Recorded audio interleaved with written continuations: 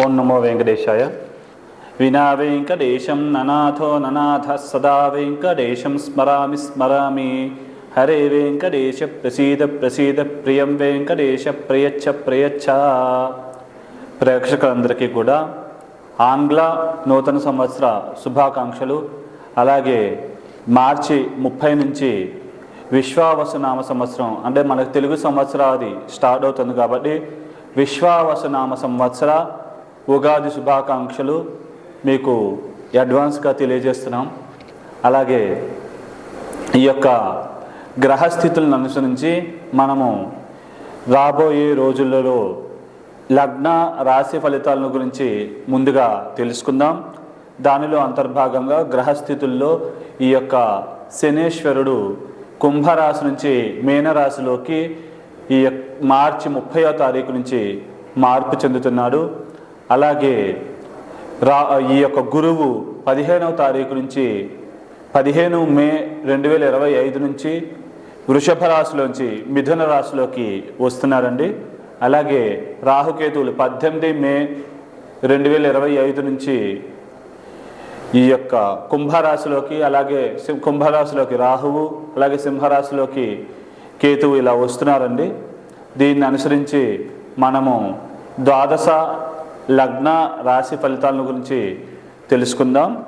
దానిలో అంతర్భాగంగా ముందుగా మిథున లగ్నం, మిథున రాశి, మృగశిర 3-4 పాదాలు, ఆరుద్ర 1, 2, 3, 4 పాదాలు, అలాగే పునర్వసు 1వ పాదంలో పుట్టిన వాళ్ళందరూ కూడా మిథున రాశి వాళ్ళ కిందకి వస్తారండి. ఈ యొక్క మిథునం వాళ్ళకి ఆదాయం వచ్చి 14, వ్యయం 2, రాజపూజ్యం 4, అలాగే అవమానం వచ్చి 3 అండి. ఈ యొక్క మిథునం వాళ్ళకి మే 15 నుంచి కొద్దిగా గురువు మిథునంలోకి రావడం వల్ల కొద్దిగా చిన్న చిన్న అనారోగ్య సమస్యలు, అలాగే వివాహ ప్రయత్నాలు చేసే వాళ్ళకి వివాహపరమైన ఆటంకాలు ఇలాంటివి కలిగే అవకాశం ఉంది. విద్యార్థులకు కూడా స్వల్పంగా విద్య విషయంలో, ఎందుకంటే 3 పూర్వపుణ్యస్థానాలు 1, 5, 9 స్థానాల మీద గురువు యొక్క పాప దృష్టి, ఉభయ కేంద్రాధిపత్యం రావడం వల్ల గురుడు ఈ లగ్నానికి పాపి అవ్వడం, దానివల్ల ఉభయ కేంద్రాలు కూడా అన్ని కోణాల మీద గురువు యొక్క పాప దృష్టి ఉండడం వల్ల విద్యార్థులకు స్వల్పంగా మార్కులు తగ్గడము, అలాగే కొద్దిగా దాచుకున్న డబ్బులు ఖర్చు అయిపోవడం, ఇట్లాంటి సమస్యలు, చేతిదాకా వచ్చి కొన్ని అవకాశాలు అదృష్టం చేజారడం లాంటి సమస్యలతో సతమతమయ్యే ఇబ్బంది పడే అవకాశాలు బాగా ఎక్కువగా ఉన్నాయి. అలాగే కొద్దిగా వృషభ రాశిలో ఉన్నప్పుడు అంటే మే 15 ముందు జనవరి 1 నుంచి మే 15 దాకా అంటే కనుక గురువు వ్యయ స్థానంలో ఉండడం వల్ల డబ్బు ఖర్చులు బాగా ఎక్కువ అవడం, మరియు శత్రు రోగాది పీడలు స్వల్పంగా కలగడము, అలాగే భూములు స్థిరాస్తుల విషయంలో చిన్న చిన్న ఇబ్బందులు, లిటిగేషన్స్ క్రియేట్ అవ్వడం లాంటి సమస్యలు తలెత్తే అవకాశం ఉంది.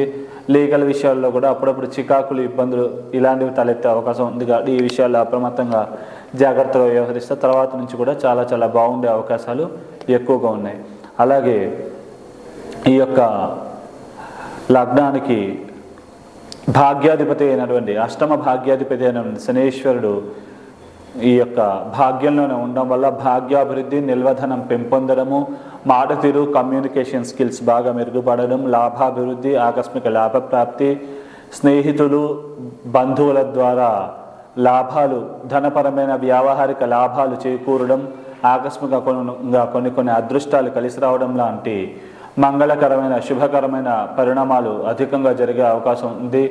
అలాగే లాభాభివృద్ధి అవుతుంది. అలాగే ఈ యొక్క 6ను కూడా చూడడం వల్ల లోన్లు తొందరగా మంజూరు అవడం, తొందరగా లోన్లు తీరడం లాంటి పరిణామాలు కూడా జరిగే అవకాశం ఉంది. ఈ శనేశ్వరుడు దశమంలోకి ఈ యొక్క మార్చి 30వ తారీఖు నుంచి వస్తూ ఉండడం వల్ల కొద్దిగా వృత్తిపరమైన అభివృద్ధి, ఆకస్మికంగా ప్రమోషన్లు రావడం, ఇంక్రిమెంట్లు రావడం, కోరుకున్న ప్లేస్కి ట్రాన్స్ఫర్స్ లభించే అవకాశాలు, ఇట్లాంటి పరిణామాలు జరిగే అవకాశం, చేసే వ్యయం సద్వ్యయం కావడం, తీర్థయాత్రలు, పుణ్యక్షేత్ర సందర్శనాలు, విహార వినోద యాత్రల్లో ఇట్లాంటి వాటిల్లో పాల్గొనే అవకాశాలు బాగా ఎక్కువగా ఉన్నాయి. భూములు, స్థిరాస్తులు వాటి విలువ పెరుగుతుంది, సుఖ సంతోషాభివృద్ధి అవుతుంది. అలాగే తల్లికి అనారోగ్య సమస్యలు ఉంటే కనుక అవి కొద్దిగా వరకు తగ్గే అవకాశాలు బాగా ఎక్కువగా ఉంటాయి.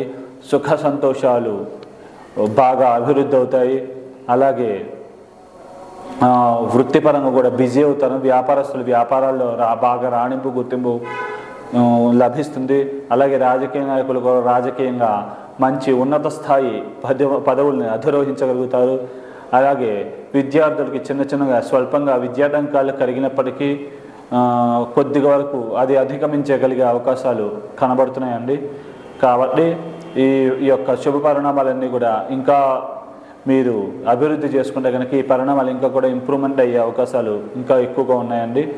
అలాగే వివాహ స్థానం మీద కూడా శని యొక్క శుభదృష్టి ఉండడం వల్ల, అది గురువు పాపదృష్టి శని యొక్క శుభదృష్టి రెండు ఉండడం వల్ల కొద్దిగా మిశ్రమంగా వివాహ ప్రయత్నాలు చేసే వాళ్ళకి కొద్దిగా మిశ్రమమైన ఫలితాలు కనబడుతున్నాయండి. ముఖ్యంగా వ్యక్తిగత జాతకంలో గురు మహాదశ ముందైపోయి శని మహాదశ తర్వాత వస్తే కనుక 100% వివాహ ప్రయత్నాలు చేసే వాళ్ళకి సకాలంలోనే వివాహం అయిపోయే అవకాశం ఉంది. ఒకవేళ గురు మహాదశ కాని పక్షంలో మాత్రం మిశ్రమ ఫలితాలు కనబడుతున్నాయి. కాబట్టి ఈ విషయాన్ని గమనించుకోగలరు. అలాగే ఈ యొక్క రాహుకేతువులు కూడా కొద్దిగా ఈ యొక్క దశమంలో అలాగే ఈ యొక్క 4లో ఉండడం వల్ల స్వల్పంగా వృత్తిపరమైన చికాకులు టెన్షన్లు కొద్దిగా కనబడుతున్నాయండి.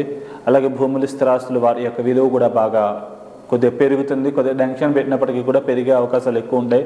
కాకపోతే వృత్తిపరమైన ఏదో తెలియని ఒక అసంతృప్తి ఉండే అవకాశం ఉంది. కాబట్టి ఆ విషయాల్లో కొద్దిగా వాటిని అధిగమించగలిగి అంటే మానసిక స్థైర్యం దృఢత్వం పెంచుకుని ఈ సమస్యల్ని అధిగమించగలరు.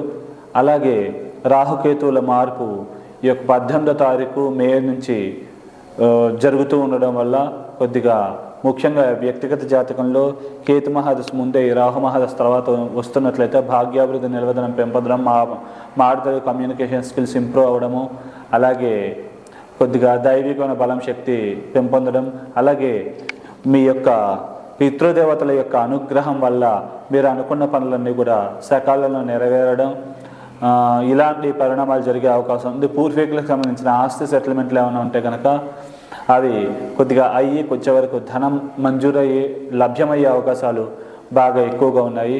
అలాగే సభలలో బాగా అనర్గంగా ప్రసంగించగలుగుతారు.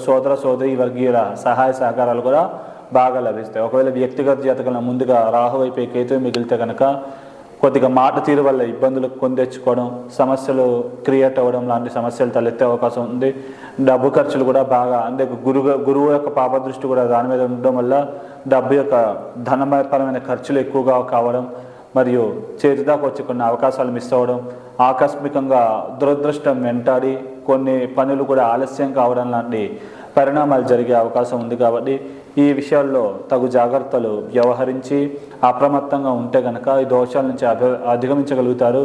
ముఖ్యంగా పసుపు కలర్ వస్త్రాలు ధరించకపోవడం మంచిది. అంటే ఉభయ కేంద్రాధిపత్య దోషం గురువుకి ఉండడం వల్ల లగ్నంలోనే ఉండి ముఖ్యంగా కోణస్థానాలు పూర్వపుణ్య స్థానాలైనటువంటి 1, 5, 9 స్థానాలని విపరీతంగా ప్రభావితం చేయడం వల్ల కొద్దిగా సాధ్యమైనంత వరకు ఎల్లో కలర్ వాడకపోవడం మంచిది. ముఖ్యంగా గురుదశ మీకు జన్మజాతకంలో కానట్లయితే కనుక ఎల్లో కలర్ వేసుకున్నా కానీ కొద్దిగా రిఫ్లెక్షన్స్ వచ్చి దానివల్ల కొద్దిగా అనారోగ్యం స్వల్పంగా కలిగే అవకాశం ఉంది.